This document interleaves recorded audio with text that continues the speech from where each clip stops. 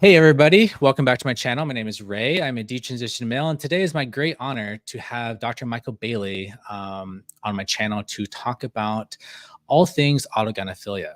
So Dr. Michael Bailey is an American psychologist, behavioral geneticist, and professor at Northwestern University, best known for his work on the etiology of sexual orientation and paraphilia. As professor for 35 years and a researcher for over 40, Bailey has published over 100 academic articles. Dr. Bailey is a leading expert on the topic of autogynephilia, the phenomenon of males being aroused by the thought or image of themselves as female. In 2003, Bailey wrote The Man Who Would Be Queen, a book that examines gender identity, sexual orientation, and the role of autogynephilia in male to female transgender experiences. I'm sure everyone who listens to my channel is super familiar with your work. And I wanted to start off with your new publication in Reality's Last Stand, which I read, which is very interesting. I was wondering if you could summarize your disagreement with Dr.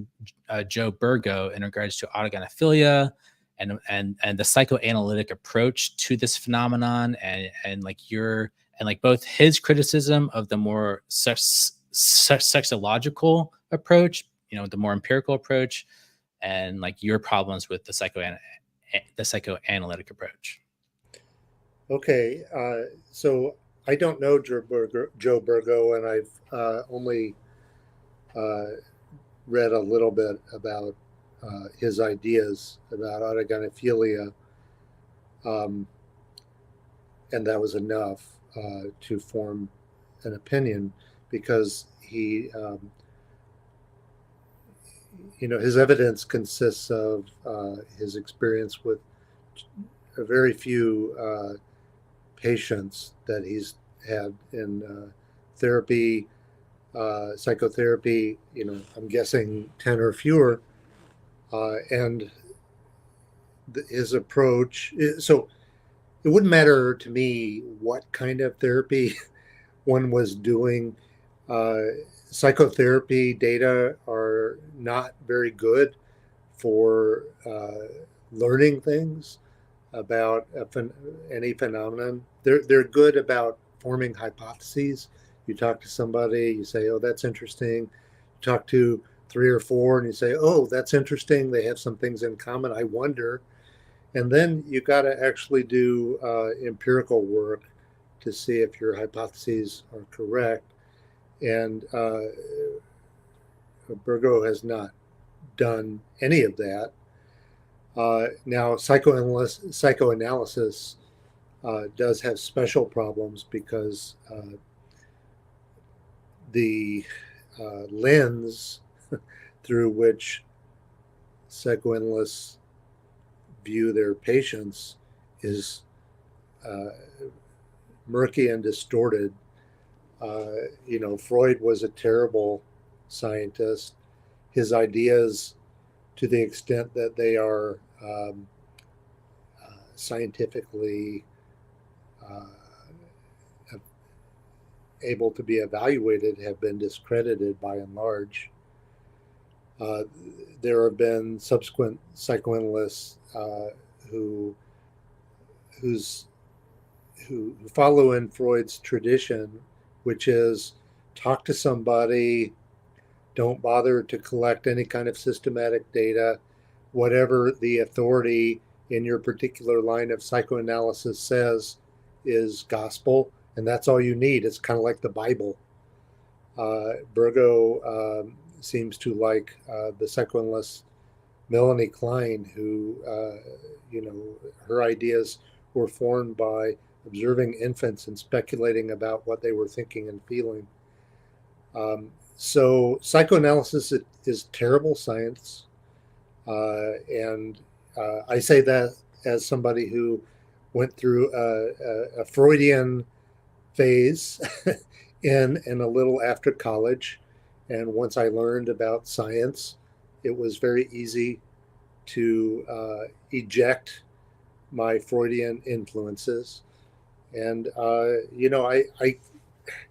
I'm a little aggravated, I suppose. I'm sure Joe Burgo is an intelligent man and probably a nice man, even though I don't know him. But I'm a little irritated uh, that he has been seen as an expert on autogynephilia, anything really, that by anything requiring, other than, I guess he's an expert on uh, Kleinian psychoanalysis, but he's certainly not an expert on autogynephilia. And the gender critical folks, um, they they seem to have uh, loose criteria in who they see as an expert on certain things. And with respect to autogynephilia, the main criterion seems to me to be anybody who has negative opinions about autogynephilia might get labeled as an expert. Right. Well, Obviously, trans activists are at least as bad, but we don't really need to. Burgo is not seen as an expert by that side. right. So I think one reason why the some of the people in the gender critical world like Burgo's approach is because he sort of framed a lot of this discussion under the concept of ROGD boys as a sort of purported third type that's distinct from the HSTS versus the AGP type. And and the argument is that there's this seems to be coming from parental reports, and they sort of say like, well, my boy doesn't sound like one of these, older, married, perverted, fetishistic transvestites, who are, porn addled or whatever. My boy is sweet, sensitive, autistic, low sex drive, emotionally not very well developed, and he's not spending all his time, masturbating to internet pornography, and this is like a sweet sensitive young boy who's autistic. And so there's trying to make the argument that this is like a distinct phenomenon that's analogous to what we see in the young adolescent females with the RGD, and like that's phenomenal. So I'm wondering if you could respond to that line of argumentation, saying that like, there's like a new phenomenon happening amongst like the younger male cohort. So I have done research on ROGD, and I'm very familiar with the concept, and I actually endorse the concept, the theory of ROGD as it applies to natal females. It exists. It explains, I believe, the epidemic in transgender identification and gender dysphoria in that demographic. And the idea of ROGD is that there are these cultural memes, like, and especially attractive to psychologically troubled youth, adolescents, and young adults. That you have problems. Are you sad? Maybe it's because you're trans and not aware of it, and if your friend identifies as transgender, that is an influence on you identifying. And anybody who's ever been around adolescents, perhaps especially troubled adolescents, sees that as quite plausible. And it's a hypothesis that could also pertain to natal males. However,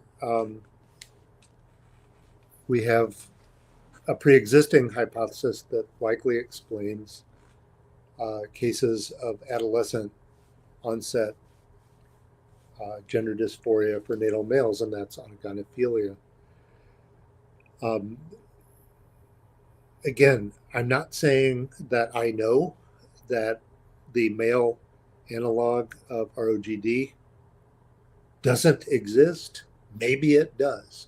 However, we know for sure that I'm going to say AGP for short. I assume Yeah, your that's fine. audience that AGP uh, gender dysphoria exists in adolescent males. That's when it starts. And these days, a lot of AGP males are getting the idea that, hey, maybe I should transition. And their, gender dysphoria is more common, I think, I would speculate, among AGP males during adolescence than it used to be when it was, I think 50 years ago, it was commonly understood to be this strange sexuality that they had and kept secret. Um, so, what the something you said about parents thinking that they know about the sexuality of their kids, I doubt it. I'm a typical straight guy, and my mother knew very little about my sex life, I believe, and not that I had much of it as an adolescent, but the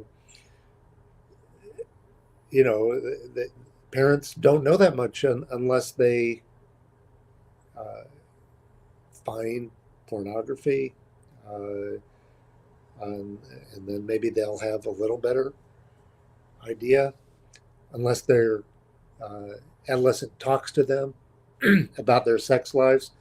I don't think that's very common Right. among AGP boys. Now, I do want to say that with Phil Illy and another guy who's not autogynephilic, I've conducted a research study of gender variant males, and that includes some males who identify as autogynephilic. And we've looked into the extent to which uh, their parents knew. And it happens sometimes, rarely because they told their parents in adolescence anyway. Sometimes parents found things. They found their panties, something like that. Now, would the parents automatically attribute that to autogynephilia as opposed to something else? I guess it depends. But more often, it is the exception that parents know these things. And gender critical thinkers, and I'm friendly with many of these. I'm friendly with most people who don't attack me.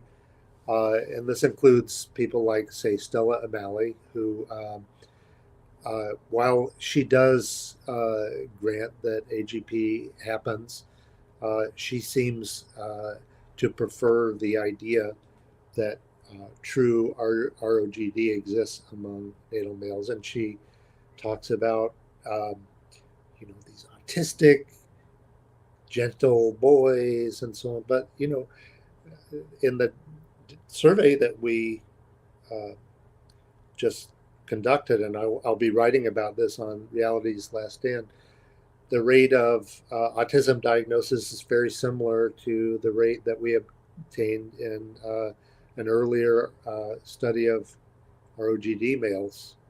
They look very Right. similar to these ROGD males in various things. So I am skeptical, uh, but not dismissive of the idea that um, a male analog of female ROGD exists. I am certainly insistent that we don't have good evidence that it does yet. Right. And finally, we definitely know that adolescent onset AGP related gender dysphoria does exist in males and causes, you know, transgender identification in some, but not all males with it. Uh, Right. So, and parents, the gender critical.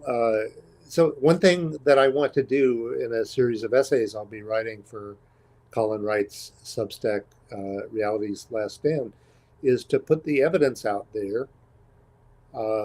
As you know, I'm not hesitant to make anybody mad, including AGPs. Um, I say what is true to the best of my knowledge, and I have a lot of knowledge about AGP. But anyway, I want to put the best evidence out there and try to get the gender criticals to be more evidence based about AGP and less hostile and hysterical in some cases about Right. AGP. I'm talking about the Kelly J. Keens, for example, who think that all AGPs are potential sex offenders and so on. Right. They're not. There does seem to be, in my mind, like not really like a contradiction between ROGD and autogynephilia, because they seem to work together. Because in one sense, there's like ROGD is like a hypothesis that it's purely a social contagion. And then there's another sense in which it's really just a phenomenological description of how dysphoria can kind of ramp up relatively quickly that wasn't otherwise there. For example, there seems to be like a large majority of the contemporary HB cohort. They'll say things like, "I don't have strong bottom dysphoria. I don't really hate my body that much, but I'm sort of like think I would be happier or more euphoric, feminizing." To some degree or another. And then they go into these Reddit communities or these Discord communities, and there's a lot of, sort of what they call pink pilling or egg cracking or sort of encouraging transition. And so in these cases, the dysphoria in terms of like hating one's body can rapidly develop after you set the goal of transition for yourself. And that was certainly true in like my case. I did not have strong repulsion to my male body. But once I set the goal to transition, then suddenly I started hating things like, I started having dysphoria about my Adam's apple or my voice, even though going through puberty, I didn't have that dislike. That those things didn't make me they didn't give me discomfort. But as soon as I made it the goal to take on this social script of living life as a trans woman, then suddenly I started developing this like intense dislike of all these things about my masculine body that were incongruent with that new social identity of like a trans woman. So in that sense, I do think that like there's this like cohort that's sort of possibly different from the more traditional classical case where like they've always sort of like deeply hated their bodies, especially their genitals, and sought out bottom surgery as like this sort of like classical like ultimate treatment. So I'm curious if you can speak to that Yeah. sort of newer cohort that is comfortable with their penis. They sort of maybe even like don't even want to imitate females. They sort of are more imitating like femboys or transsexuals. They sort of like sort of idolize transsexual women and sort of explicitly identify not as like women but as like as T girls or something like this. So I'm wondering if you could speak to that. So I think that what you uh, just said, you know, at the beginning, you said something that I thought was I agree with and very thoughtful and the, the way I understood what you said is that there can be uh, an ROGD like component because of culture. Given even that, say, a male has ROGD, if he finds himself in a culture where he can have contact with other people like him, other teenage boys with AGP, and they get to talking, and they come up with the brilliant idea that transitioning is what everybody should do, then that's going to make that desire more likely, powerful, and that decision more likely. Um, and then you said something about cohorts, and I just want to make sure that I understand what you mean. I think you're wanting to distinguish earlier cohorts of AGP males from recent cohort of AGP. Is that right? And Yes. and so I think that we uh, so first there's always been a lot of variability in males with AGP, and some who would just live their lives as cross dressers, some who, a few, I'm talking about like 50 years ago, say, or 40 anyway, through Ray Blanchard's work, he would have contact with some who, even prior to uh, much sexual experience, would uh, try to uh, get sex reassignment surgery. And then you would also have a lot of cases who would have a family and then say, and that it's not that they discovered their autogynephilia after late. They always had it. They were cross dressers. Then they got married, and then they had this. I really need to transition, and the latter phenomenon I've always thought was akin to typical, say, straight males midlife crisis.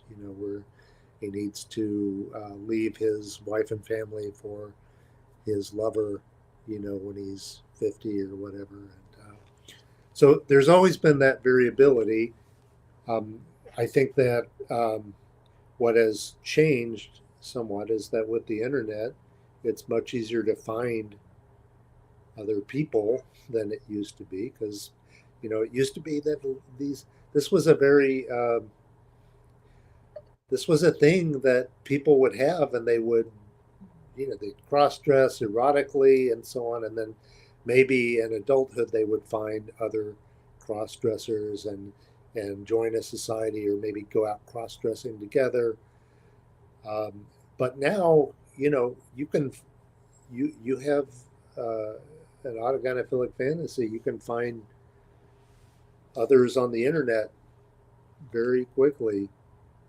Right. And people may not be talking about autogynephilia. They may be saying, cursing the idea of autogynephilia, even though they're autogynephilic. Uh, Right. but so,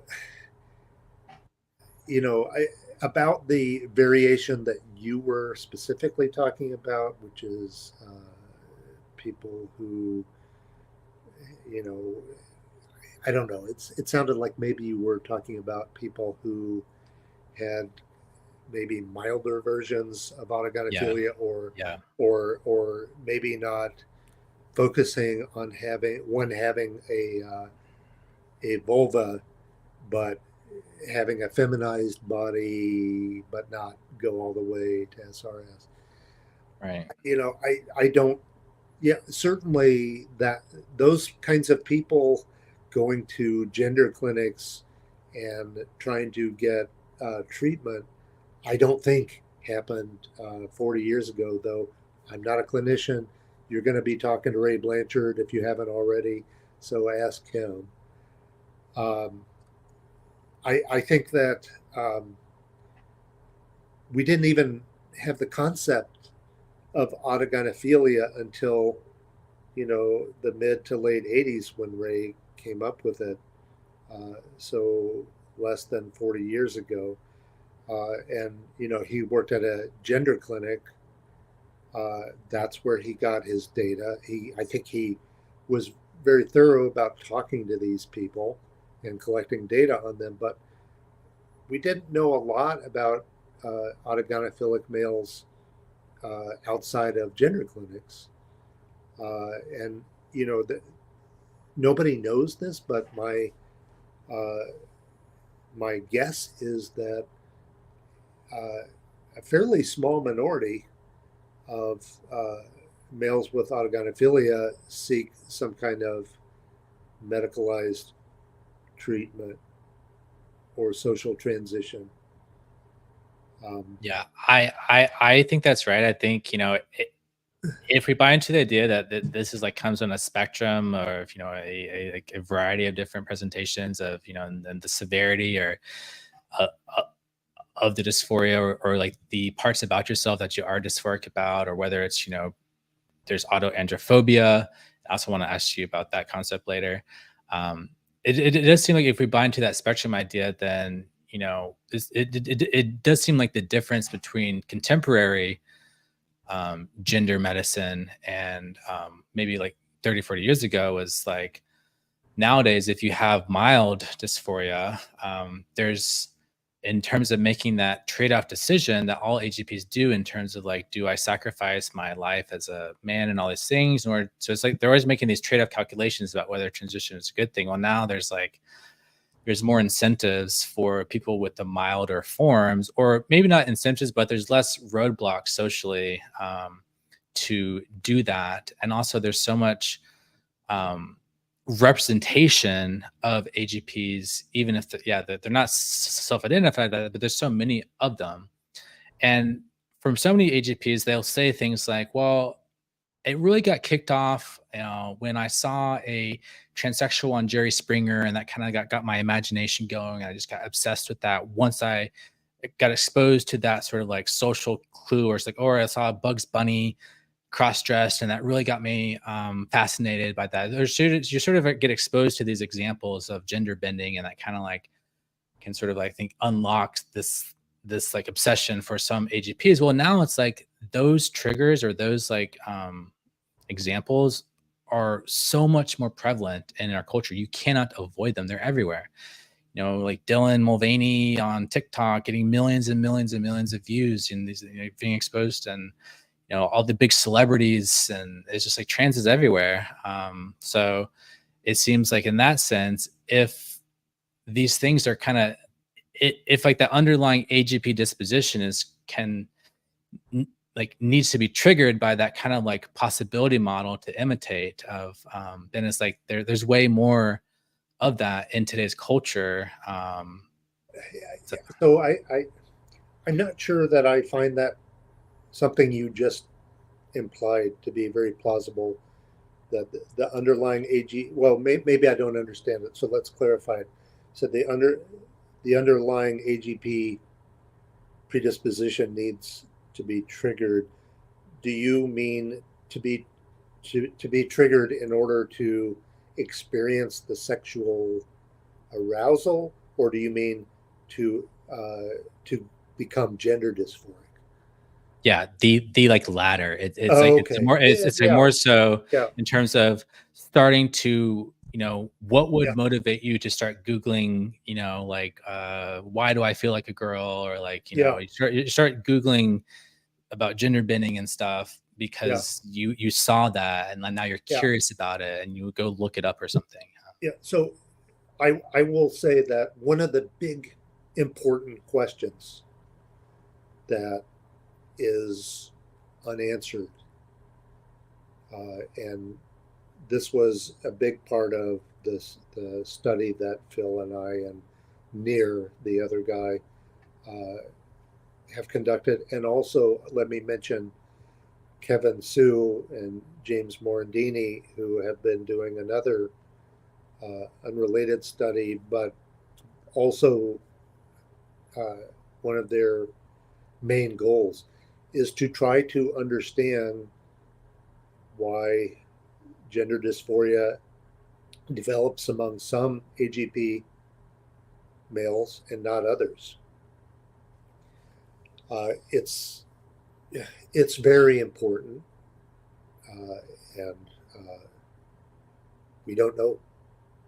So Right. the so just to throw out some possibilities, it could be that AGP is stronger in some males than in others. Uh, that for example, Some males are only AGP, and other males, have both sexual attraction to others, just gynephilia, and they have also autogynephilia, and that it's less likely to develop in them. Another possibility that I'll tell you we have data for, and I think it's very interesting, and I'll be writing about this for Reality's Last Stand. There is such a thing as transgender ideology. So we have a scale, a short psychometric scale. I'll tell you some items. How much do you agree or disagree with the following items? Trans women are women. Transgender activists have done much to make the world a better place. J.K. Rowling is transphobic.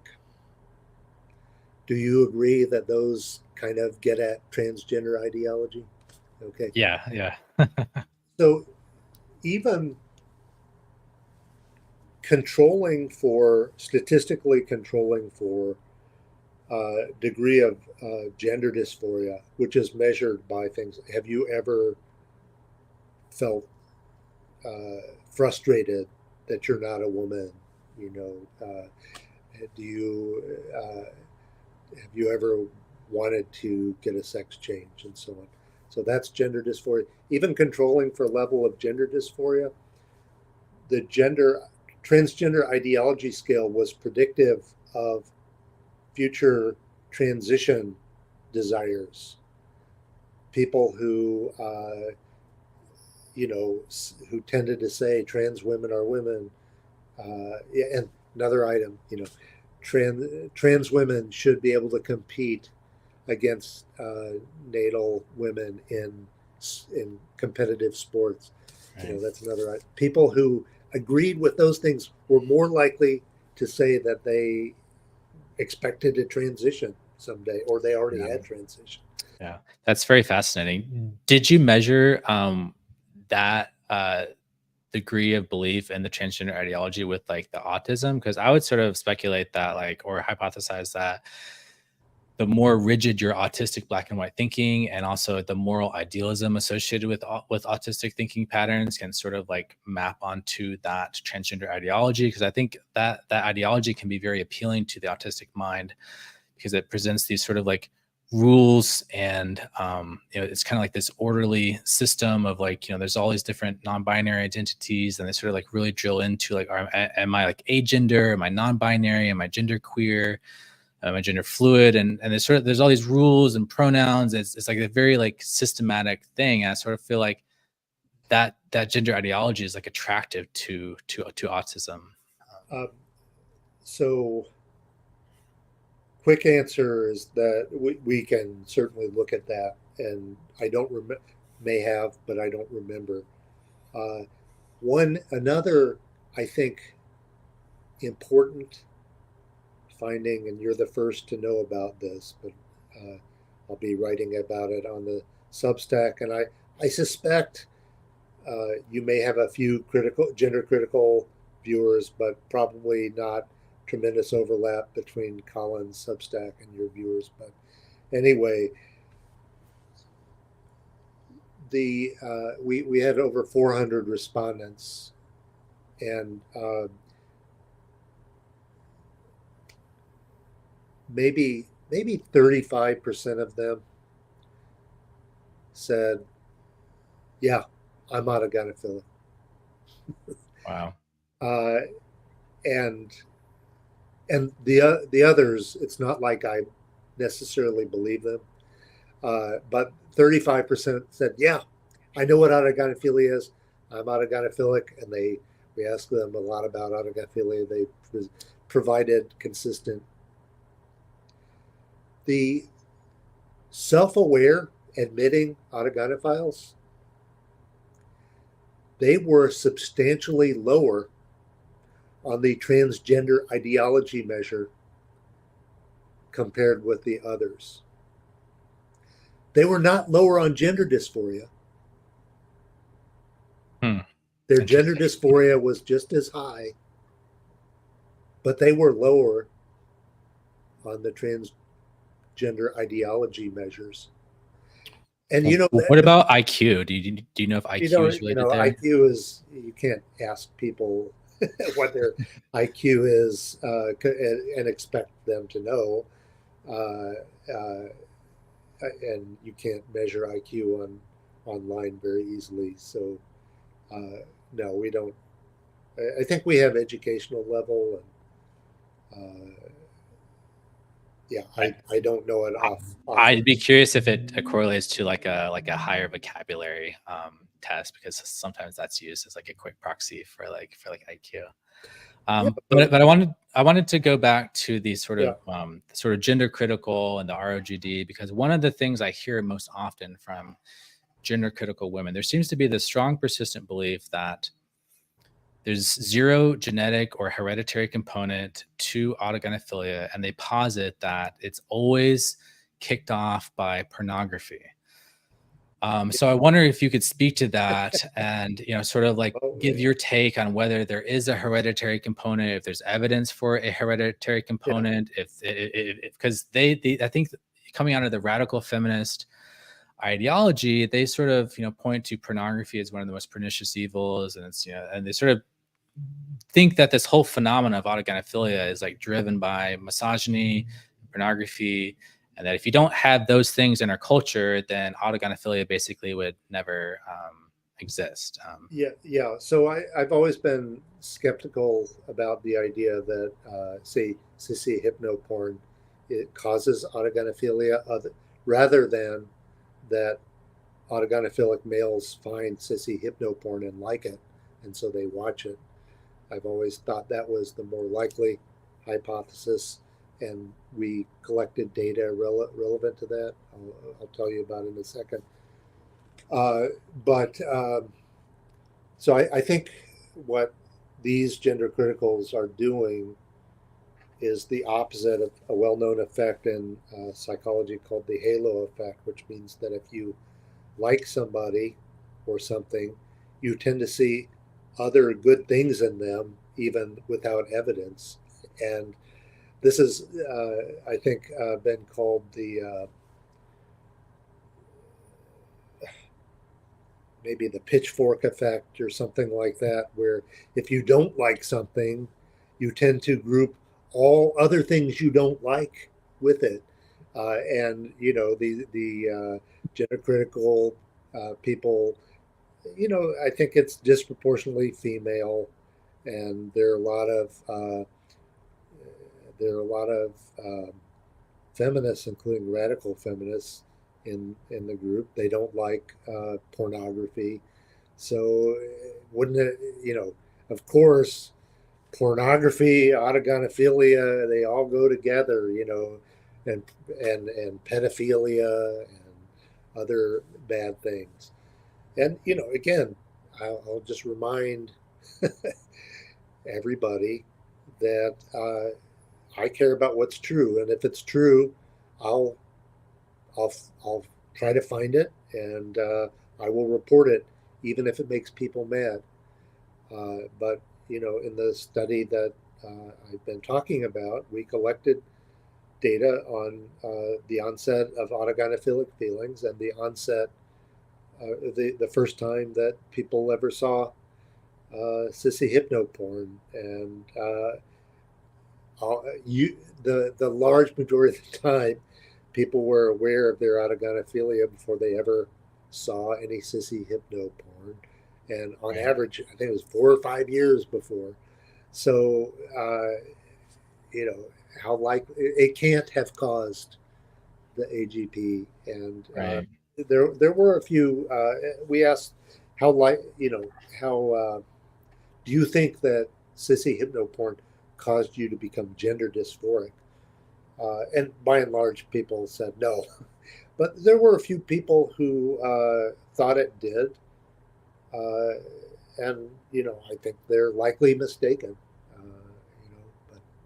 But Right. Well, even if it's not necessarily, that particular genre of like hypnotic suggestions or whatever, kind of encouraging transition or encouraging, feminization steps, and because a lot of that stuff actually fetishizes the medical pathway, and they sort of fetishize hormones, fetishize, going, and fetishizing the ideological aspects of like you are a woman, and sort of in the more classical gender identity sense. But I think in a broader sense, just like exposure to not just that particular genre, but just like the proliferation of like a lot of AGPs. They're doing OnlyFans, they're posting half naked selfies on Twitter and like Reddit, and so and if you go and the not safe for work side of like trans Reddit is much larger than the safe for work side. So this is a we know, I think 99% of men look at pornography. Last I looked into that statistic. And so it just seems like, yeah, like the like AGPs are going to be more drawn to that because that's like what's going to draw them to it. But on the other hand, there's sort of this conception of like, well, maybe it's this proliferation of this content is sort of encouraging escalation more so. So it's not like causing it, but it's providing like a quick on ramp onto the full blown transition pathway, particularly for people with milder forms of dysphoria that sort of, yeah, maybe like 20 years ago they probably would have not ever gone down or contemplated the transition pathway. Yeah, I don't. So I definitely think that there could be pathways to transition desires that are social and experiential. We've been talking about them. I don't see how pornography per se is a likely contributor to that. Furthermore, I've had private email or Twitter discussions with some AGP people who have independently mentioned that for them, uh, orgasm after an AGP related fantasy or pornography immediately diminished their transition desires, and which makes some sense to me to the extent that transition desires are reflecting AGP. Then AGP is sexual arousal by the fantasy of being a woman. Then you have an orgasm. It's like analogous probably to a man who is thinking about leaving his wife and children for his mistress. I'm guessing that when he has an orgasm with his mistress, maybe right immediately afterwards is not when he is most likely to feel like, oh, I must leave my wife and kids for this mistress. Right. There does seem to be a phenomenon that I've observed where, yeah, you go through that binge purge cycle, and upon orgasm, you experience what people call like post nut clarity, and like you suddenly you want to like throw everything away, you just want to try and be a masculine guy, and then like maybe like a week later, the urges come back. But it seems like what happens is like the interval between when the urge returns can shorten over time, so that these like binge purge cycles get shorter and shorter and shorter until eventually it's like, yes, like immediately after orgasm, you're less motivated to transition, but you're more motivated than you were like 2 years ago. And like these, and then eventually, and I sort of want to get your take on a lot of people relate their AGP experiences to a kind of like almost like a chasing dopamine highs, and then sort of there you build up a tolerance to the stimulus. You need increasingly more and more novel stimuli in order to get the same high, like the same arousal high that you got, when you first started exploring this. You sort of just, you start going to, more extreme forms of pornography, and just more and more. And then at that point, the only way to really like satisfy that like underlying craving for feminization is to do it full time, and that's kind of like the escalation pathway. So I'm kind of curious your thoughts on that analogy that people use with this kind of like dopamine tolerance idea. So I've heard that, and what you just said sounds plausible to me, but we don't know. We don't know the extent to which that happens, and I've been thinking about ways of getting at stuff like this. So Kevin Sue and James Morandini, they're doing a longitudinal study, not a one-time survey, but survey over time, and that could possibly get at this kind of dynamic. Since the last time we surveyed you, how have you been spending your time? What have you been doing, and so on. But it's you get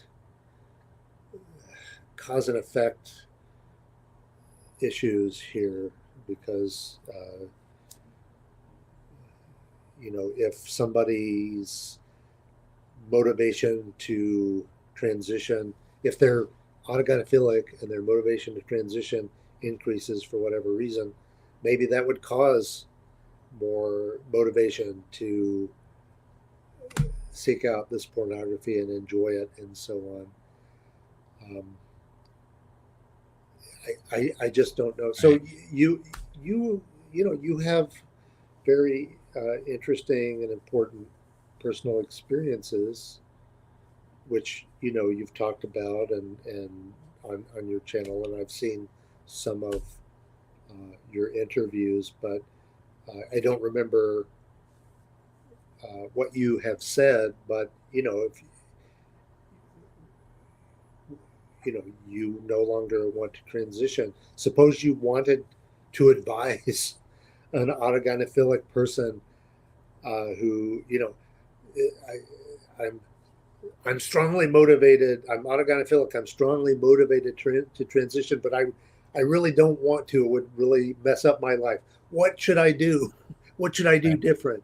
Have you given this kind Yeah, of I mean, I think about this all the time because obviously, like in my own life, I'm trying to manage my autogynephilia and while maintaining my male identity and trying to integrate whatever degree of feminization I can into my male identity while not being too disruptive to my social life or my work life or in my career and stuff. It's about finding that balance. But I like tend to, at the end of the day, I'm like a libertarian for rational adults. They can do what they want. But I sort of like want to encourage people to sort of see the medicalization and the trans identification pathway going in, sort of taking on that identity of like, I am a trans woman, and like making that your social identity, going through legal name change and like all this stuff. I always like trying to say that that's like the absolute last resort, and like you should try your best to integrate this stuff into your life. And I think a lot of AGPs feel a lot of shame about trying to integrate bits of femininity into their life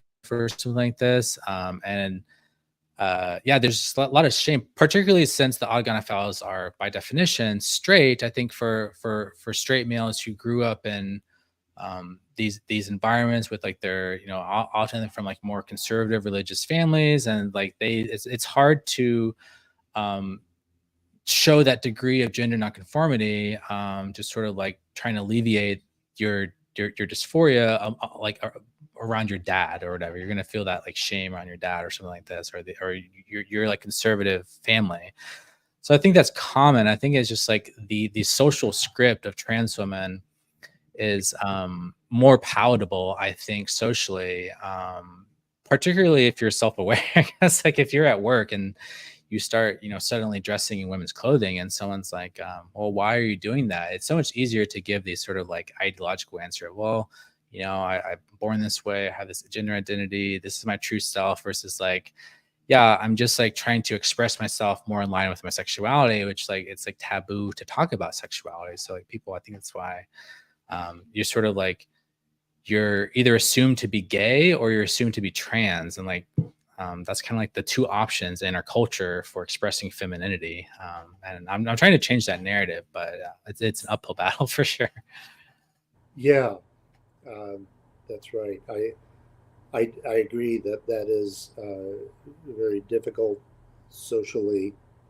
People don't really, you know, they people culture has become very fascinated with transgender and the standard narrative of being a woman trapped in a man's body or whatever, and the idea that yeah, I have this sexual, I have this paraphilia that I get turned on thinking of myself as a woman. That doesn't uh, that's hard for people to understand, first of all, and people are very judgmental about Right. atypical sexuality. Uh, and in my book, in my book, and then subsequently, I also have speculated that that is the one reason why so many AGPs resist admitting that they're AGP, and the other is more fundamental, that they really, really, really want to believe that they are a woman trapped in a man's body, and they have a Right. female brain, and the idea of AGP as a paraphilia, that it's an unusual sexuality, but it's not really anything like what women have. Right. That's a narcissistic injury that they resist. Right. I do think it's interesting that there are a number of AGPs who will say things like, "Is it normal that I still feel like a man inside, or I don't feel like a woman?" So I would sort of I'm like kind of a little bit skeptical that this sort of like the story that all these AGPs always want to fully strongly identify as women. I feel like that's sort of like buying into the gender ideology to some extent. Like there's like the social pressure to do so, because in these communities they're often very ideologically aligned, left of center politically, and there's sort of like a group thing such that if you deviate from that narrative that trans women are women, and that that the explanation for why you feel this thing is that you have a gender identity of a woman on the inside and you're supposed to feel like a woman, then if you deviate from that social script, it's very easy to get canceled and ostracized within these communities. And since they're trying to find a sense of community in the first place, they don't want to do anything to jeopardize their in-group belonging. So they virtue signal the appropriate ideological script in order to say like, yes, don't cancel me. I'm a member of good standing in this like progressive circle of like trans people who all buy into the ideology. But I think there's actually a large contingent who, at the beginning of their transition, they don't necessarily psychologically align with that ideological position that they feel like a woman on the inside, but they kind of just like over time they kind of like trick themselves into believing that, because that's just the social script, and they just internalize that social script over time.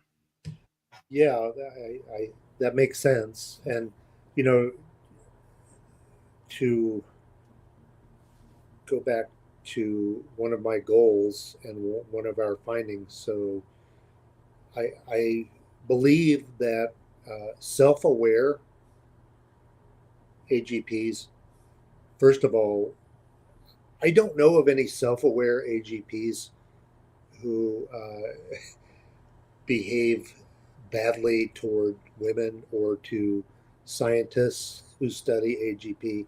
It's the AGPs in denial, uh, in my experience, who certainly have attacked me. And I think the one also, I'm guessing the ones who went after Kelly J. Keene and others were not people who said, "Yeah, I'm AGP," but I'm going to dump paint on you or whatever they did. Uh, and Phil and I found that self-aware AGPs were lower on this gender ideology scale, much noticeably lower. You could see it with the naked eye. They also are less likely to want to transition. So I believe that gender criticals should stop painting with so broad a brush and demonizing all AGPs. I think that self-aware AGPs are potential allies of the gender critical.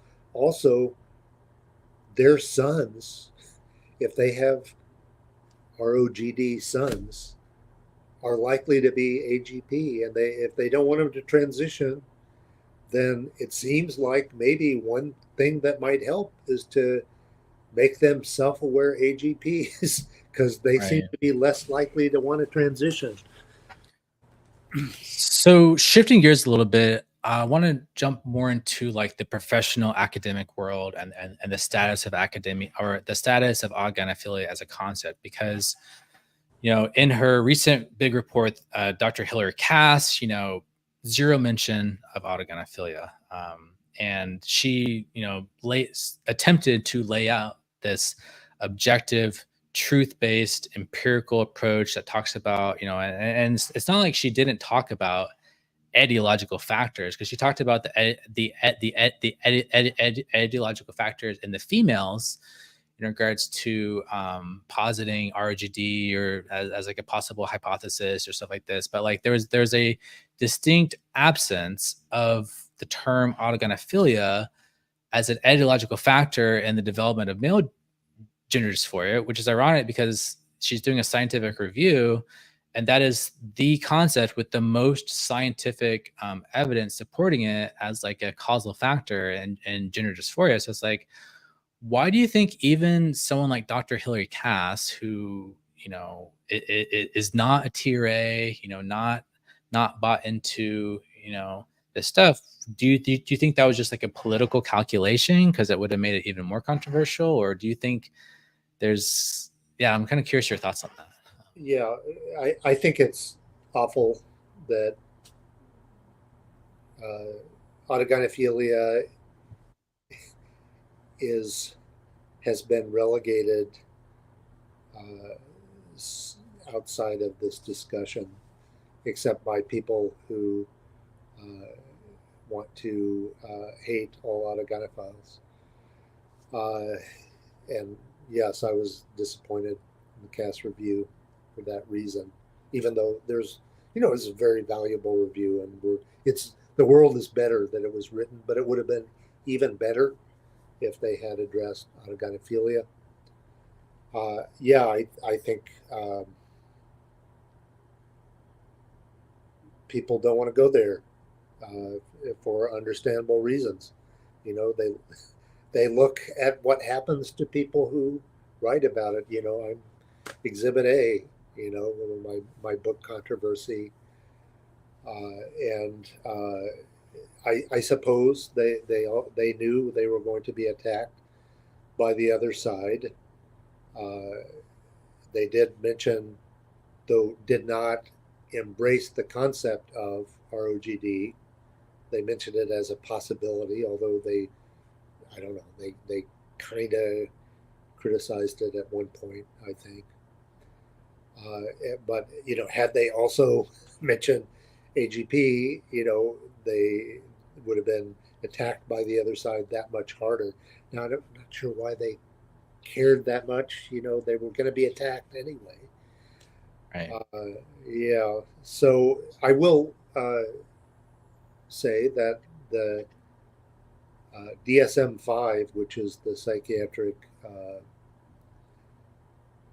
manual uh, that includes gender dysphoria, does explicitly mention autogynephilia in a couple of places. It's not a diagnosis, but it mentions autogynephilia as I don't know if they use the term risk factor for gender dysphoria, but and also something associated with transvestism. So the DSM mentions it, although will it stay in there with the next version the way the medical profession is going? I wouldn't bet on it. So it is quite frustrating, and I'm the small contingent of AGP researchers, me and Kevin Sue and James Morandini, and also, perhaps I will collaborate still more with Phil. We're trying to keep it. We're trying to elevate it to its rightful place. Right. The world is obsessed with transgender right now, and the science of gender dysphoria has become quite important. If you look at the amount of space devoted to it, both in scientific publications and in mainstream media, and yet autogynephilia is not being mentioned, and that is to its detriment because it's very important. Right. So, speaking of the trans activists trying to demonize this, painting it as pseudoscientific, um, or they're sort of trying to dismiss this. If you go into Reddit and you go into these trans feminine subreddits and you type in, "Is it just a fetish?" and you see all these threads where the people are asking that question, and there's always at the top of the top comment is always this like small handful of articles that get shared whenever people ask these questions in regards to clearly describing classical autogynephilic experiences and then asking whether this makes them trans or not, or what makes sense. There's always a few articles shared, and the articles and the argument of the articles sort of comes like it's like a Julius Serrano type argument where they say like the reason why a lot of trans women start off their gender exploration in the realm of sexuality is because it's essentially like the only safe outlet, or it's like a coping mechanism because it's easier to explore or to express your innate gender identity through the realm of sexuality and in the bedroom. But as soon as you like accept yourself, then you don't need that outlet anymore, that coping mechanism. So they won't deny that a lot of trans women start off in this like sexual fantasy world, but they'll just say that like, well, the reason, the like root cause for that sexual exploration is the underlying innate gender identity, the like neurological brain sex, or as Julius Serrano calls it, your subconscious sex, or this feminine essence idea, born in the wrong body. So they kind of flip the causality and say like it's the innate gender identity that causes the development of the autogynephilia, but that's just kind of like a temporary holdover to do your exploration until you discover your true authentic gender identity, and then the sexuality stuff falls away and you just embrace as your true self, and you start living as a woman. So I'm curious like what your argument would be to that style of argumentation, which is incredibly common as far as like trying to Yeah. debunk that theory. First of all, that is a very Serrano is, whenever I've tried to read her, I find her very unclear and vague. And Anne Lawrence has a wonderful paper that I don't know if you can link to things underneath your YouTube page, but if you can, I'll send you a link. Yes, I can. Yeah, she has a Things. fantastic paper where she, I would say, effectively debunks Serrano and her ilk, Moser and et al. Um, so, there's the theory of um, autogynephilia that those of us who actually do empirical work on it mostly work with is that it's in the genre of erotic target. Uh, well, I'll say erotic target identity inversion. That is more applicable to autogynephilic gender dysphoria. In a recent paper, I'll also send you a link to. Uh, we think that the best terminology for autogynephilia per se is an internalized sexual attraction. One is sexually attracted to an internalized image of oneself as a woman. And again, autogynephilia is a major cause of gender dysphoria among males, but not all males with autogynephilia have much if any, gender dysphoria. So autogynephilia is a sexuality that sometimes causes gender dysphoria. So, Right. you have these cases of autogynephilia without men wanting to get sex changes, and it's the same phenomenon as occurs in trans women. So, you know, I think Serrano's hypothesis has trouble explaining why the same sexuality occurs in the group she wants to explain and in a separate group. Uh, Also, internalized sexuality and erotic target identity inversions occur in very different groups, like um, men who are sexually attracted to amputees. Well, it happens that a subgroup of them also have a very analogous internalized sexual attraction. They are sexually aroused by the image of themselves as an amputee. And some Right. of them will develop dysphoria and actually seek amputations. Same with men who are attracted to animals. A subgroup of them develop this internalized attraction to the image of themselves as animals. And our paper with the other group we studied was men who are sexually attracted by morbidly obese people. And these are normal weight men, and they're attracted to people weighing 500 pounds. And a subgroup of them have this internalized attraction to the image of themselves as being morbidly obese. And um, one uh, common correlate in these three groups, they are all um, the guys who had the internalized attractions were higher in autogynephilia as well. Uh, Interesting. yeah. So So speaking of, yeah, I just oh, don't think Serrano can right. account for any of that where we can. Yeah. Right.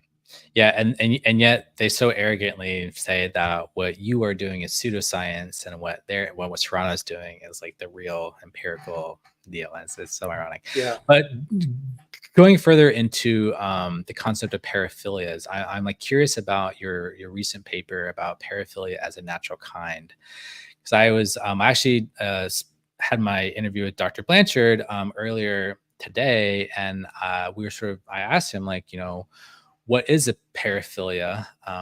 And he sort of said there's two schools of thought. And one school of thought was pretty much anything that's not heterosexual vanilla sex that leads to reproduction is just a paraphilia by definition, which kind of it lumps in everything that's not straightforwardly evolutionary connected to your like reproductive fitness. But then you said you have a sort of different school of thought or a different opinion where you sort of like think that a paraphilia is a natural kind that's distinct from other non-vanilla heterosexual sex, like homosexuality. So there'd be the vanilla heterosexuality, things like homosexuality, and then this distinct class of things called paraphilias. So I'm curious if you can speak to your research on paraphilia as like a natural kind, because I find that really interesting. But it's kind of like that paper is like kind of technical, and I think a lot of people Yeah, aren't going to be able to understand that. So if yeah, you can yeah. like So like spell it out in layman's term, that'd be helpful. yeah, yeah. I'll just I'll try, and I think I can. So yeah, there's kind of been this tradition that of people used to use the word perversion. I think that was actually an early uh, version of the DSM, and I believe in that maybe homosexuality was in it too. And basically, perversion meant some kind of unusual sexuality that we don't like. And homosexuality has been excluded from the DSM, and its exclusion was mainly done for politics. And by the way, I'm fine with it being excluded. I also think the DSM is partly a political document, because anything that we decide that we're okay with and doesn't seem to cause any harm, it's going to get eliminated from the DSM. I'm fine with that. So I want, I believe that paraphilia uh, is uh, a useful category that is not just arbitrary. It doesn't just mean an unusual sexuality that we don't like. I think it has some other interesting properties that we don't fully understand, but suggest that there may be like some biological commonality among different paraphilias. The two properties that come to mind, first of all, paraphilias are much, much, much more common among natal males than among natal females. So much so that I'm kind of skeptical in if what happens in natal females is the same as what happens in natal males. So natal females, there are some who say that they're attracted to children in the same way that male pedophiles are. I'm skeptical. The other thing is that at least some paraphilias tend to occur together. That is, if a man has paraphilia A, then the chances are much greater that he will have paraphilia B than if he didn't have paraphilia A. For our present conversation, the two that go together are autogynephilia and masochism. And that has been observed for a while, and Ray has done some of the studies. The most dramatic example is autoerotic asphyxia, which is a sexual practice that is motivated by masochism, in which a man, almost always it's a man, uh, for masochistic reasons, he strangles himself, I guess, often by hanging himself with a noose. They don't mean to kill themselves, but sometimes they fall unconscious, and before they can, uh, put their feet back on the stool, they fall unconscious and they die. And about a third of the time, when these death scenes of autoerotic asphyxia are found, the man shows signs of autogynephilia. He is either cross-dressed, wearing a bra, panties, or has fingernail polish or something like that. A third of the time, a third of men are not autogynephilic. Right. So there's something that seems to be in common, uh, and I don't think it's the actual expression of the paraphilias. I don't think there's anything about masochism that you know uh, is autogynephilic, or anything about autogynephilia that's masochistic per se, but they tend to go together. And I've replicated that association in a BDSM sample, and there's a pretty there's a moderate to strong association between autogynephilia and masochism, and in this sample, AGPs are less sadistic than the rest of the guys. They're masochistic, not sadistic. Right. So, and as I said, we have an association between AGP, say, and uh, interest in being an amputee. Right. And so first of all, there are many, many different paraphilias or sexual interests labeled as paraphilias. In a Wikipedia page, I think there's maybe a couple hundred of them. And do they just consist of, is it just an arbitrary classification where these are just weird sexuality that, make us feel kind of creepy? Or do they have some underlying vulnerability? Um, and I think that the latter hypothesis has promise. That's what our paper was about. And we studied 10 different paraphilias, and including autogynephilia.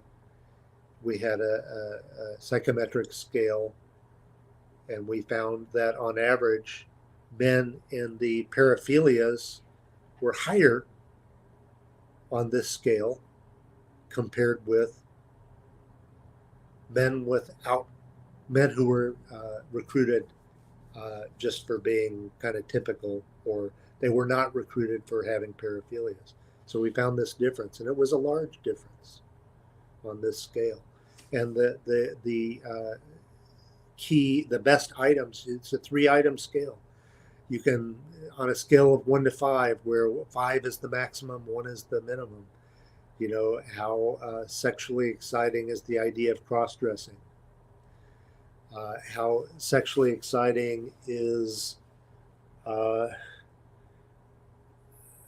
how sexually aroused are you to some? No, I'm sorry. No, another one. How sexually aroused are you by the idea of being humiliated by your sex partner? So you add those together, and then you subtract the following. How sexually arousing is it? The idea of watching uh, uh, somebody you're sexually attracted to undress. So that contrast separated these two groups pretty well. And the latter, the voyeurism item, I think worked because most men, find that idea to be kind of arousing. Right. Whereas most men are not very sexually aroused by the idea of cross dressing or being sexually humiliated by their sex partner. So anyway, that scale formed by those 3 items seems to have something in common among the paraphilic groups that we studied. And I suspect that, so no direct evidence for this, that the brains of paraphilic men have something in common that probably emerged developmentally quite early, that is not present in the brains of men with typical sexuality. You asked before, and I didn't answer, about genetics. We don't really know about genetics of paraphilias per se, but there are case reports that are suggestive that there's something going on. Yeah, for there does seem to be yeah, a number of stories of like father passing it down to yeah, son. yeah, I've heard a number of anecdotes, but yeah, yeah. I've never seen any hard data on that. Yeah, Ken Zucker published a fascinating case history, and I think Ray Blanchard was a co-author. Uh, so they were treating this very young boy. I think he was 4, who was he was getting erections when wearing his mother's panties, and he was brought to Zucker's gender clinic, and in a separate session with the boy's father, because they sometimes see the parents, the father revealed that he was a cross-dresser and that the rest of the family didn't know about this. Uh, so when I told that uh, story, it's a case history to a gender critical audience, some of them objected. Well, that isn't that evidence that the father was sexually abusing the child, or that the child saw the father do it and didn't say it. No. No, it's that those no, it's not evidence for that. It's most likely that something genetic is going on that was present obviously in the son and the father. Right. So one of the big debates in the sort of gender critical world right now is a sort of pushback against, certain people like Phil Illy who are kind of trying to push this idea that autogynephilia is akin to a sexual orientation. And they sort of and there seems a lot of people playing these semantic games of like, is it a paraphilia? Is it an orientation? Is it both? No, Uh, they say well, it's a fetish is the word yeah, they say it's like it's like a fetish, and also there's like this other argument that's like, well, given that sexual orientation is a legally protected category, if the scientists come out and say, hey, all this other stuff is in the same category as orientations, then suddenly we're now providing like legal protections for, things like necrophilia or, pedophilia or something like this. So they sort of say that like, well, by talking about autogynephilia in these terms, even if you're doing it scientifically, it provides like a slippery slope politically. And it seems like people are very reluctant to draw a sharp line between, purely scientific objective description of reality versus like the potential pragmatic consequences of that research as it gets taken up by, policy making or like social arrangements or something like this. And so I'm curious if you could sort of clarify, whether this is all just semantics. Does it really matter if it's like an orientation or it's not an orientation, or are we just like, what's going on in that debate? I would love to get your take on it. Yeah, I've briefly had some arguments on Twitter about this topic, and when I realized that the people who were arguing with me did not have uh, open minds and goodwill, I just ended it. There's no point. So, sexual orientation is really it's a term that has been used primarily to reflect to mean attraction to men versus attraction to women, and obviously, if we want to restrict it to that, we can. There's no reason why we have to broaden it, but the researcher and clinical psychologist Michael Cito, I don't know, 10, 15 years ago, wrote a paper about whether pedophilia is a sexual orientation. And he's very, pro, he's been the president of ATSA, the treatment of sexual offenders. He's definitely not pro adults having sex with children. He's protect the children, But he, in his article, he did. He said, it's reasonable to think of pedophilia as a sexual orientation, and it depends what you mean. And rather than get into these arguments, I guess I've decided that the best approach for me, anyway, and I think for scientists, say, well, uh, what here are the characteristics of autogynephilia that are shared with conventional sexual orientation. It emerges uh, early in adolescence, just like conventional sexual orientation or sexual orientation conventionally understood.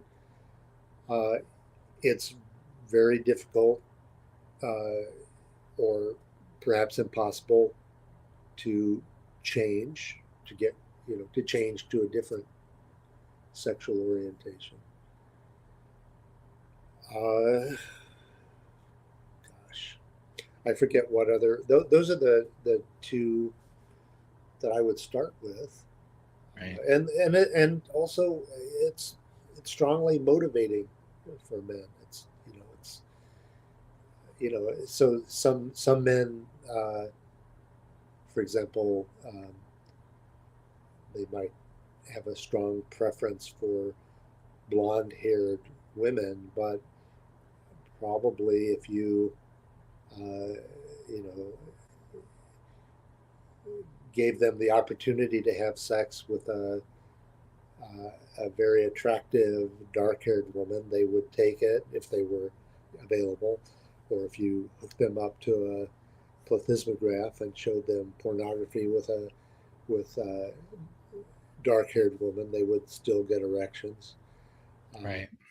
but autogynephilia is extremely motivating of particular behaviors and outcomes. Right. So one of the consistent criticisms I see of you from the gender critical side is that somehow they say that you have apologized or excused um, these like bad behavior of the AGP, and from the gender critical radical position or the like radical feminist position where it's like they want to keep all males out of female spaces regardless of whether or not they're passable or blend in or assimilate or don't cause any disruptions in the spaces. So they'll say like, well, this approach of like clinical management, focusing on like the patient's needs and sort of conceptualizing at the patient level, not really informing the patient of like the ethical concerns about, these like social policies of like using female spaces and stuff. They'll say like, you guys have been like negligent to the social implications of what's happening within the therapy room. I mean, I know you're not a clinician, so I'm just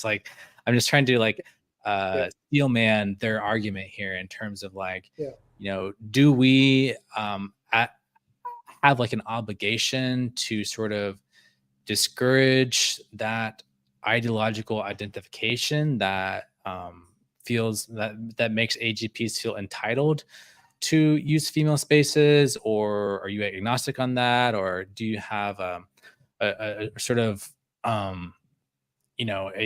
sort of, because yeah, that seems to be the big issue. It's not just that the AGPs are deciding to on a libertarian basis modify their own bodies, and that's like their right to my body my choice, and they're going to take hormones but they're going to otherwise live as men. But it's like the problem seems to be that the transition pathway and the medical pathway kind of encourages living as a woman or attempting to live as a woman, which involves getting all these ethical controversies and stuff. So I was wanted to give you an opportunity to respond to that objection because I see it all the time, and I think it's a little unfair. But I wanted to give you a chance to respond to that directly.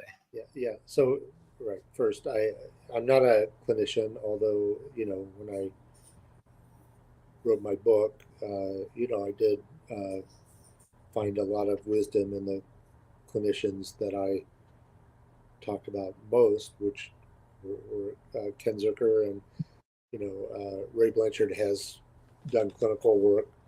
Um, um, so that's number one. Number two, I've never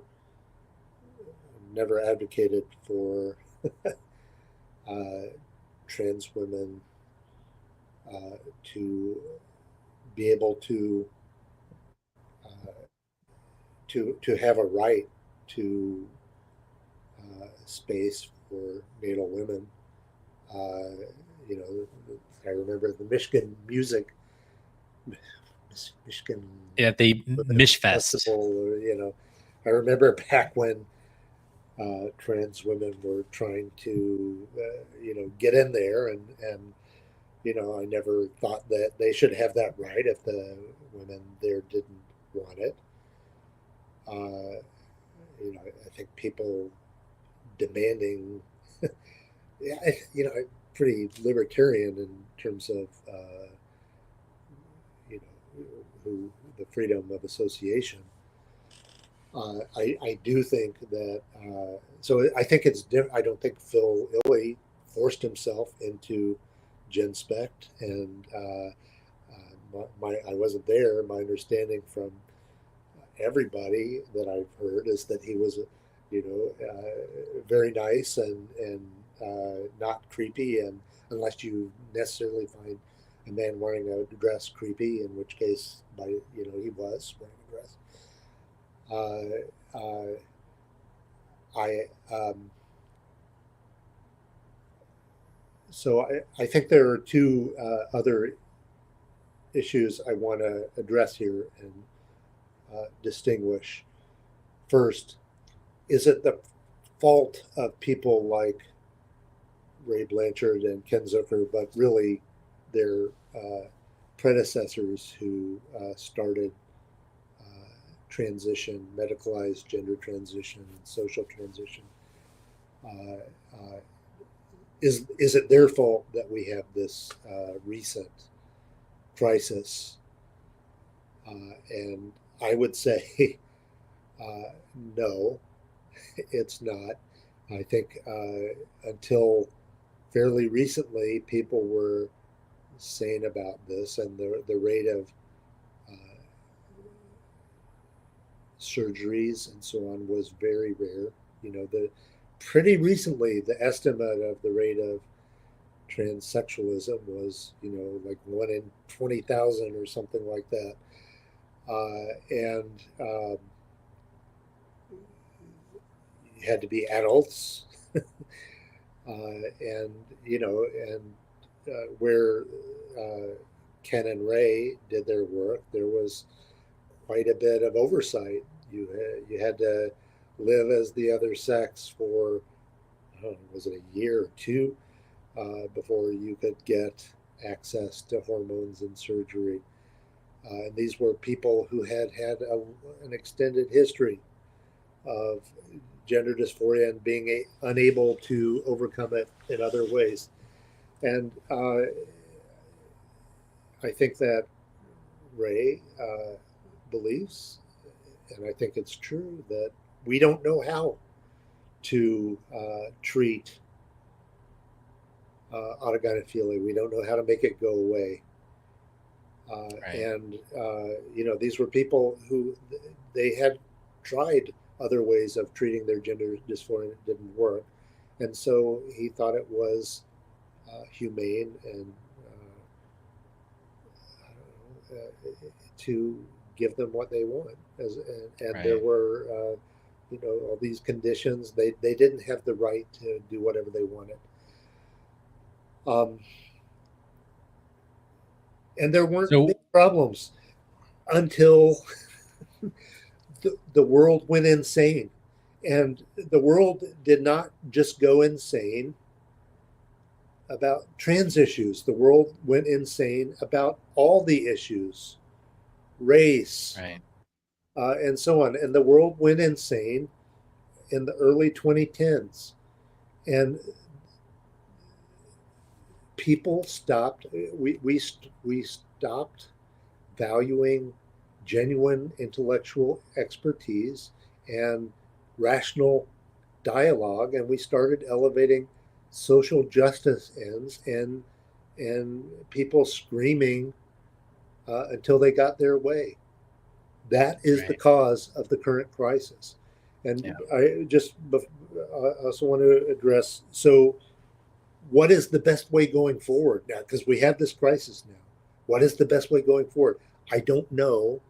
It is possible that, you know, it is possible that making gender transition harder to get, I mean, especially, I do not think that presently we should be allowing gender transition, or I don't think evidence supports the desirability for gender transitioning youth.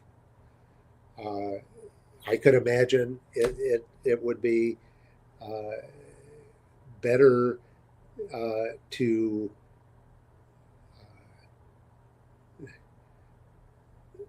discourage gender transition. I could imagine. I'm not saying we should. I could imagine. I'm Right. open minded. Let's talk and stop screaming. Right. I certainly think, we need to change sort of the assumptions in regards to what's like the first line protocol treatment for AGP, because right now it's like within the trans community, within these gender clinics, it's like as soon as you show up on the door with AGP generated dysphoria, they just like, okay, well, just try hormones and see how you like it. And sometimes I've even seen it used almost like a diagnostic device. It's like, I don't know if I'm trans or not. They're like, and then other uh AGPs are like encouraging them to like, well, just go on hormones for a little bit and see if you like it. And if you do like it, that's proof you're really trans. If you don't like it, then you can go off and there's no big deal. And I think we're so readily jumping into making oneself a lifelong medical patient, and you're on these drugs for your life. Eventually you're going to have an orchiectomy, so you don't have to be on the testosterone blockers, and and then there's all sorts of problems. And often the benefits that they want from these drugs, many of them are actually ambivalent about even wanting breasts, but they want the smooth skin or and it's like, and like, in my opinion, we should be pushing for things like permanent hair removal as a first step and see if that kind of satisfies, the desire, helps like alleviate the dysphoria, and they can kind of like, feel better, feel more pretty, because in my opinion, hormones do very little for feminization. And it's almost always like things like growing your hair out or doing your eyebrows or getting your beard lasers off and stuff. That seems to have a more positive effect. But I think there's kind of like this script of like, okay, you come out as a trans woman,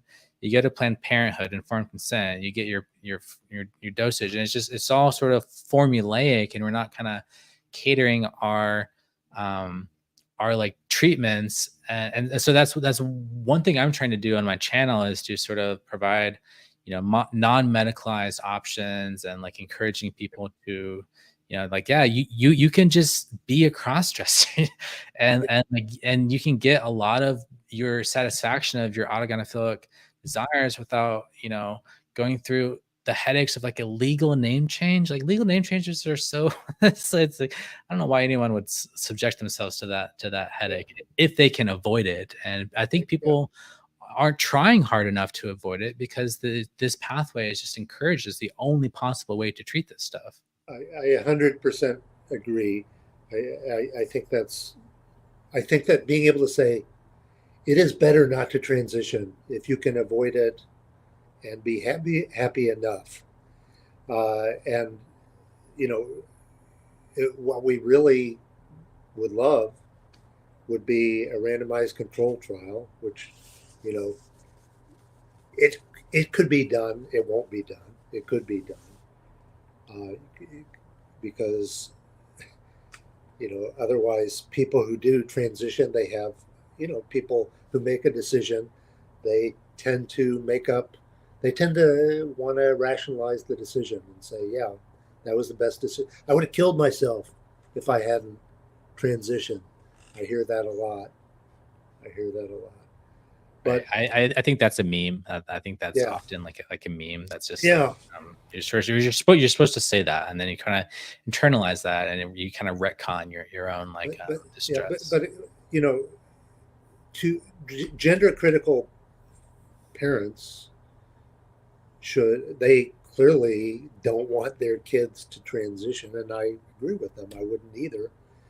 But what is the best way not to have their autogynephilic son transition? I suspect the first two steps are to get him to realize that he has autogynephilia, and what that means. Right. I mean, I've literally had dysphoric males reach out to me and say that them watching my channel and learning to accept that, hey, what they have is an unusual sexual interest called autogynephilia has actually like directly prevented them from pursuing a medicalized transition pathway because they sort of that. So I definitely think you're right that self-awareness, it's not just some epiphenomenon that doesn't do anything. The self-awareness directly changes behavior, and it changes motivation, and it kind of like reorients you to like, you know, like try and integrate this more into like your like natal sex, which I think is, pre- Yeah, yeah, preferable. But the trans activists don't like this because say, well, you're doing conversion therapy because you're trying to argue people out of a trans identity or something. And I know just even saying that, I'm going to get the Trevor Project window from YouTube, warning, saying like, oh, like, these guys are trying to convert you or trying to, trying to stop you from being your authentic self. yeah. Well, yeah. Sorry, I don't worry about trans activists, but I guess because yeah, Yeah. I don't. But Um, I guess you have to. yeah.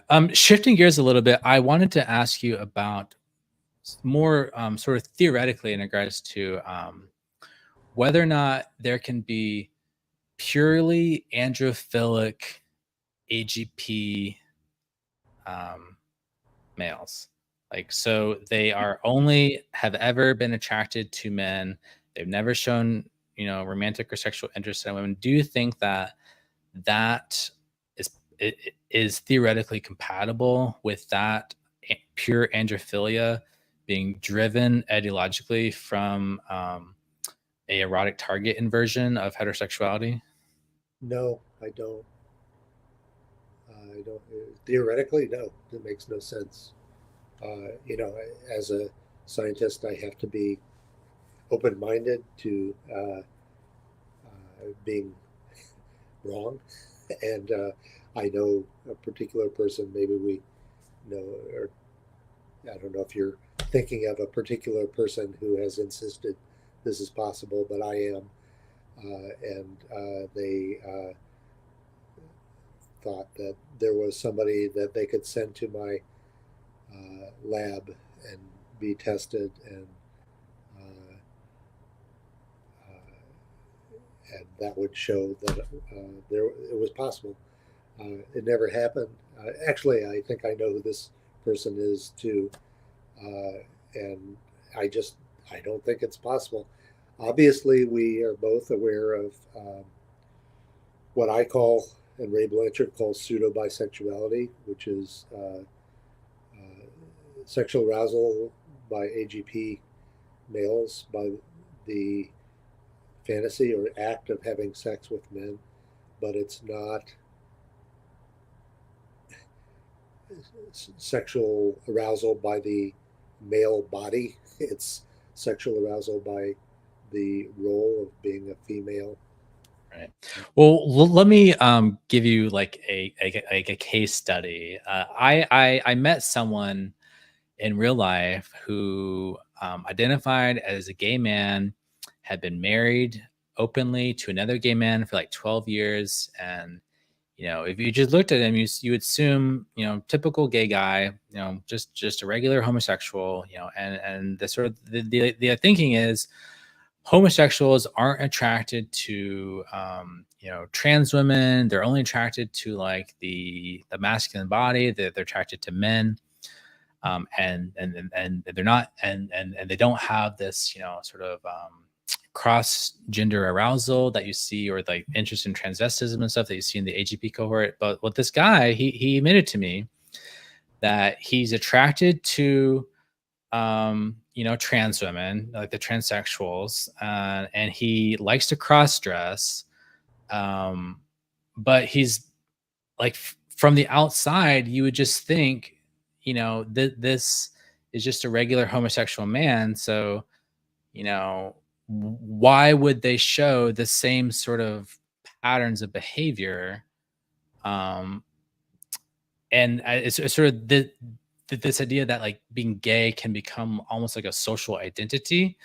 And so, and then the other idea I see, people talking about in the sort of like self-aware AGP space, where we're all just sort of theorizing and speculating about this stuff, kind of, they're saying like, well, if the pseudo bisexuality is like so strong, or in some cases that pseudo bisexuality or meta attraction can be so strong, it presents as like the dominant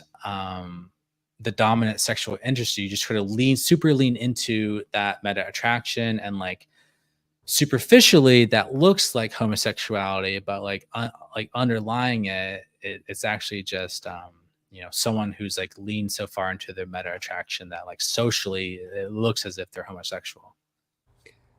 Yeah, I that would be unusual, but I could, the latter makes theoretical sense. Yeah.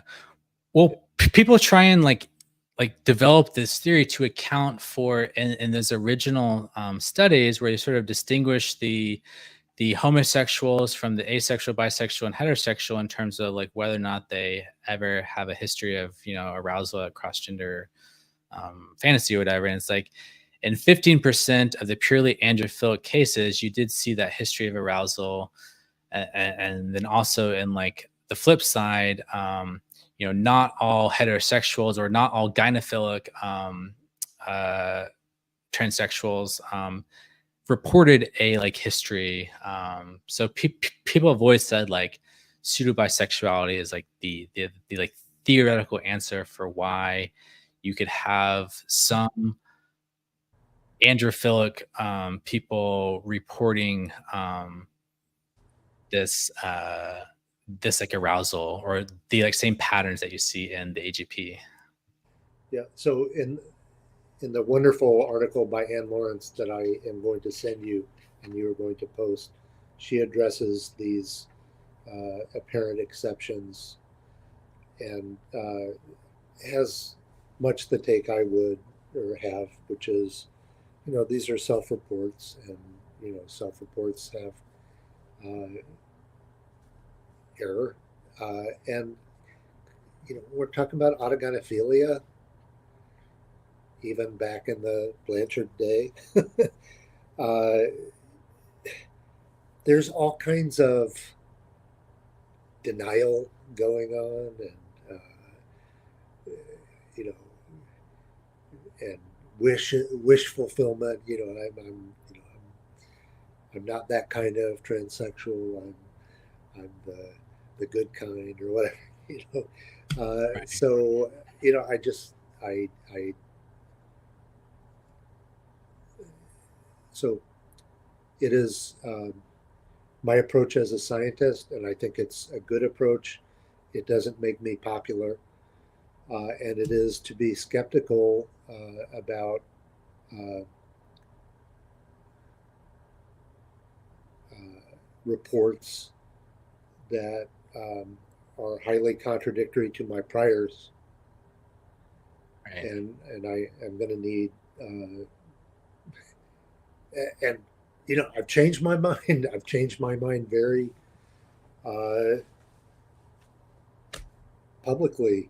For example, I don't know if you know that in 2005 we published a paper in which we failed to find evidence for bisexual arousal patterns in males, and it was in the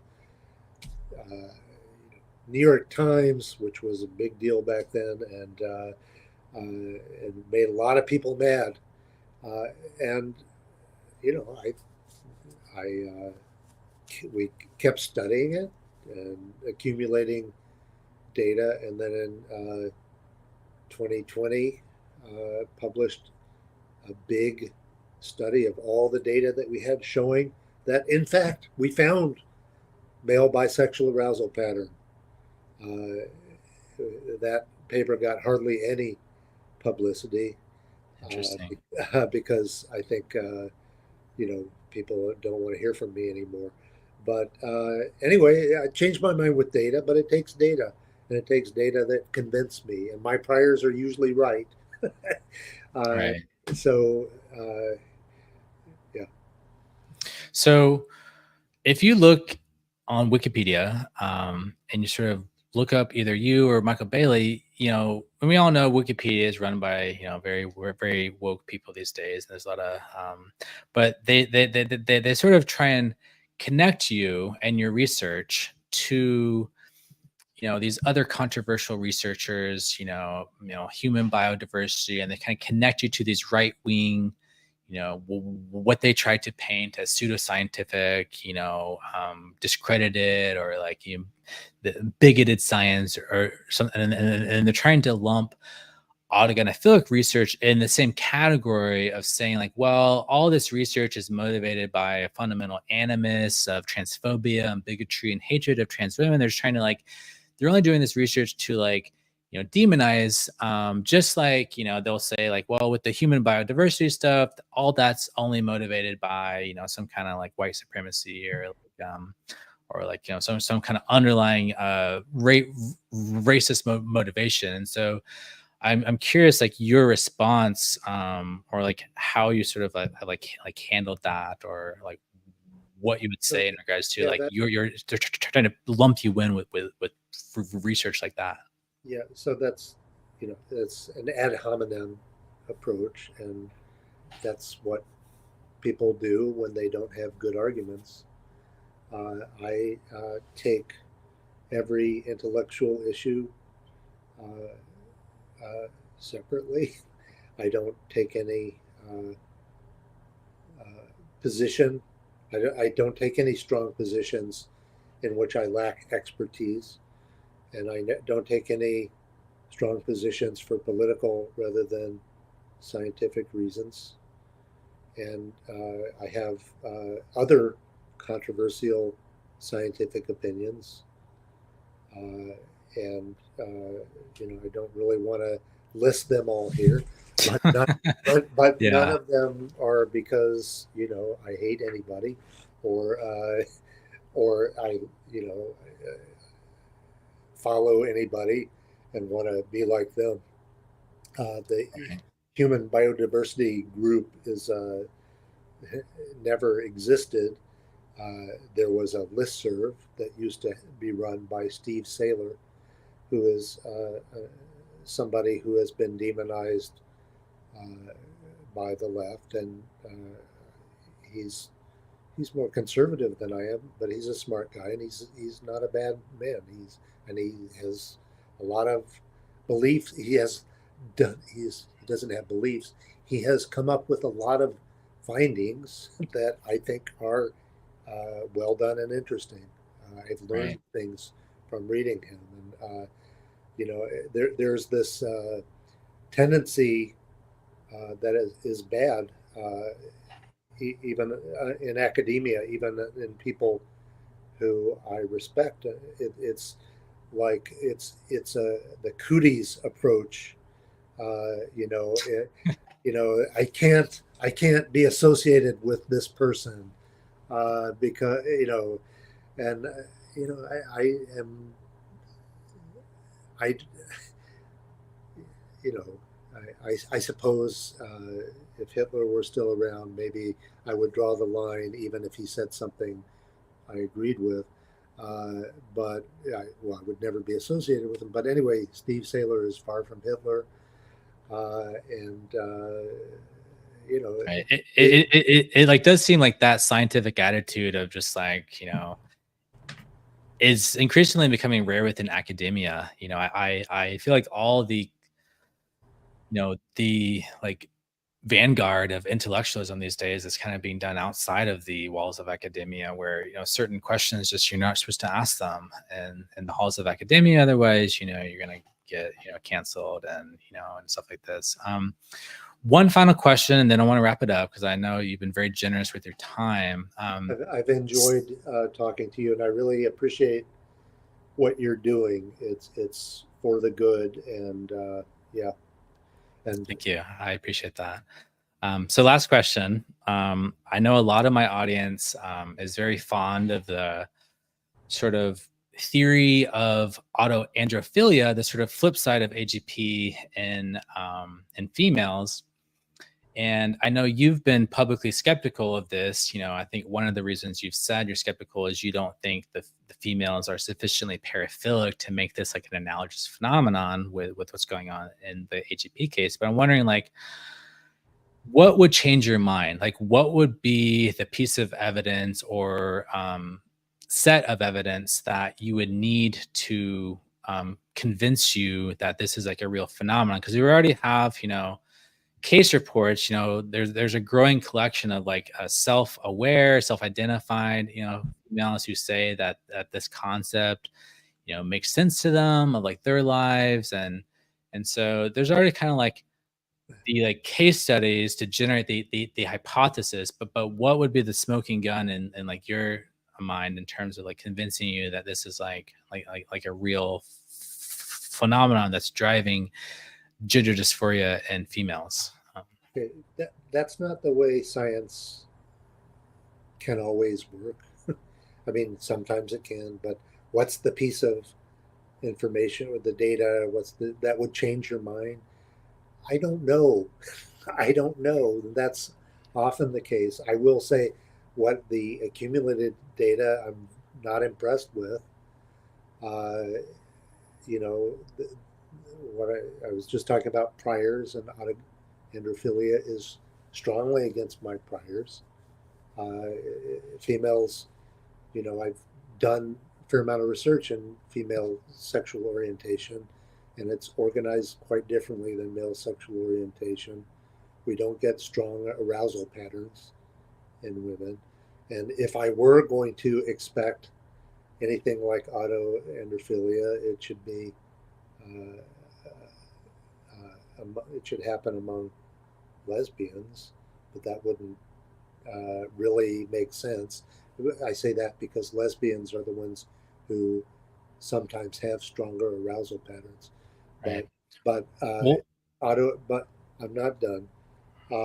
And um, I'm fond of Phil. I'm collaborating with him, but I don't like what Phil's doing with autoandrophilia. So okay, he has tried to make a case by accumulating uh, potential writings from everywhere. I don't think he's written uh, a very balanced account on these. Like where could I be wrong? And like it seems like every week I see Phil like broadcasting on Twitter, like, yes, autoandrophilia is a thing. If you are a trans man, you're probably autoandrophilic. And look, we I have evidence for, and everybody else has evidence for the ROGD epidemic among natal females. And so these are people who've talked themselves into believing that that they are trans, that they should get sex changes. And we're gonna, on the basis of what these people are saying to Phil and others, we're going to say, oh yeah, I believe in autoandrophilia. I and something else I've said to Phil, and you just talked to Ray Blanchard, came up with the idea of autogynephilia. He used to treat female to males in his clinic. He is going to do this for a decade and not notice autoandrophilia? I don't think so. So I think it's unlikely, and what is being thrown at me as data for autoandrophilia, I find entirely unconvincing. So your turn. Interesting. Yeah, I mean, I'm not going to push you on this. I think that would probably You can push me, but I think that would be an entirely separate conversation. okay. And I just want to get your official take. And yeah, I think this is gonna be interesting as it plays out. I think, you know, yeah, this like certainly seems to be an idea that's popular within the sort of like amateur, you know, amongst the amateurs who aren't, you know, professional And academic. yeah, you get more and more of natal females the same who you know believe they have Tourette's and some of, I think multiple personality disorders coming back among some of them. You know, I that's why I don't know what would convince me, but Right. self-reports uh, are among this cohort, and especially without considering alternative explanations. Right. Well, thank you, Dr. Bailey. This has been an enlightened 2-hour conversation. I think I like really enjoyed it, and yeah, and I would love to have you back more. Yeah, I'd be Especially happy because to. there's Well, yes, I'm continuing research in this area, and it's a very hot scientific area, and there's a lot of important stuff we don't really know still. We need more people interested. Although we have a good group. We need funding. right. So uh, if you have any wealthy AGP viewers, uh, contact us. And I'm for the truth, but I'm also for decency and kindness, and I consider you to be a decent and kind person, and I wish more people on both sides treated you that way. Yeah. Well, thank you. I appreciate that. All right, I'm gonna end the recording, and then I'll see you on the other side of the studio. Okay.